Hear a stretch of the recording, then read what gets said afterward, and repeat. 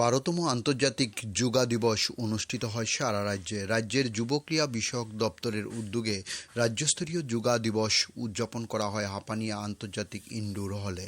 উপস্থিত ছিলেন রাজ্যের মুখ্যমন্ত্রী ডক্টর মানিক সাহা, যুবক্রিয়া বিষয়ক দপ্তরের মন্ত্রী টিঙ্কু রায়, রাজ্যের মুখ্য সচিব JK সিনহা সহ অন্যান্য আধিকারিকরা ও স্কুল পড়ুয়া ছাত্রছাত্রীরা। Bureau report, Khowai Times Bangla. Yoga দিবস উদযাপন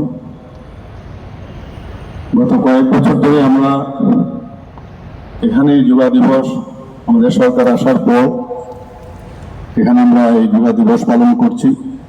এই আন্তর্জাতিক প্রদর্শনী হল হাপানিয়াতে, সেই উপলক্ষে আমাদের মাঝে উপস্থিত আছেন যিনি প্রাগণের মূল্যবান বক্তব্য আমাদের সামনে রেখেছেন শ্রী টিঙ্কু রায়, ত্রিপুরা সরকারের মাননীয় ইউথ অ্যাফেয়ার্স এবং স্পোর্টস ডিপার্টমেন্ট এবং অন্যান্য দপ্তরের মন্ত্রী।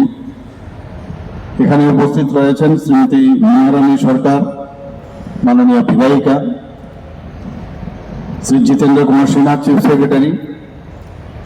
এখানে উপস্থিত রয়েছেন Shri Anurag Dhankar, director general of police, doctor Pradeep Kumar Chakraborty, secretary youth affairs এবং স্পোর্টস এবং অন্যান্য দপ্তরে। তাছাড়া আমার সামনে এখানে